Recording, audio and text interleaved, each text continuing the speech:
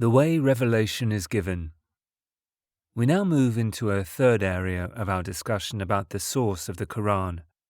The first tried to establish whether the Qur'an could have been the result of some factors from within the Prophet's own self.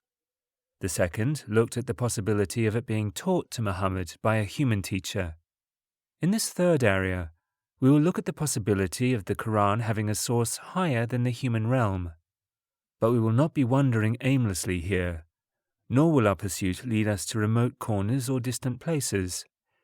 We will limit our investigation to a certain area where we feel we may find the secret we are looking for. We will simply study the direct situations when the Qur'an was being issued through Muhammad, peace be upon him.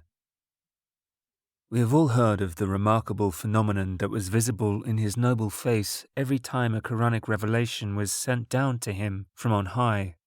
It was apparent to everyone who looked at him. They saw his face suddenly turn red, and he would turn hot to the extent that sweat drops gathered on his forehead. He became heavy to the extent that his thigh would press hard against the thigh of the person next to him. If he was riding, his mount would sit down. At the same time, babbling noises, sounding like the buzzing of bees, were heard near his face.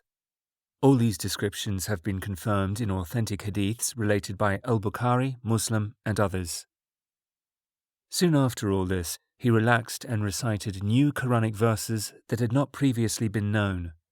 This is the nearest area in which to look for the source of the Qur'an. It is here that investigation should proceed, because here the truth will be determined.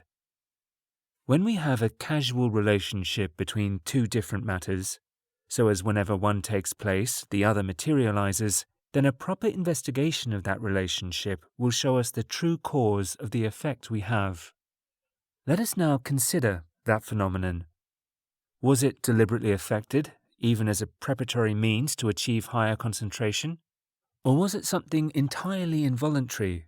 If the latter, then was it induced by any normal situation, such as lethargy or drowsiness, or an abnormal one, such as mental disturbance?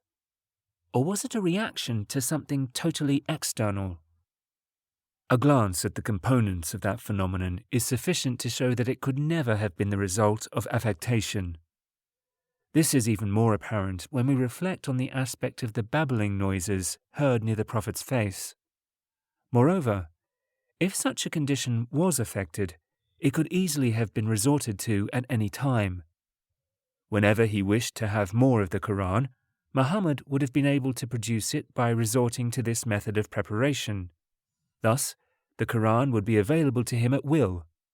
However, we know that on the many occasions when he desperately needed it, he could only receive it when God willed that it be revealed. Hence, it was clearly an involuntary process. If we look at it again, we find that it is in no way like the drowsiness we experience when we are in need of sleep. The Prophet experienced this condition in all situations, sitting or standing, walking or riding, morning and evening, and even when he was talking to others, whether they were friends or opponents. It came all of a sudden and went just as suddenly. It lasted for only a very brief period. It was not gradual like lethargy. Furthermore, it was accompanied by those strange noises which were not heard from him or from anyone else when they went to sleep. This is a condition so unlike that of sleep in all its aspects, times, and features. Hence, it is a totally strange condition. We also find it totally unlike any episode of mental illness or of fits and seizures, for these are normally accompanied by loss of colour, cold limbs, chattering teeth, involuntary exposure of parts which a person would rather remain unseen, and mental blackouts. The difference, as we have seen earlier, is that Muhammad's experience involved increased physical strength, brightness of colour, increased body warmth, and resulted in giving light and knowledge. In fact, every time it produced compelling wisdom which the human mind readily accepts.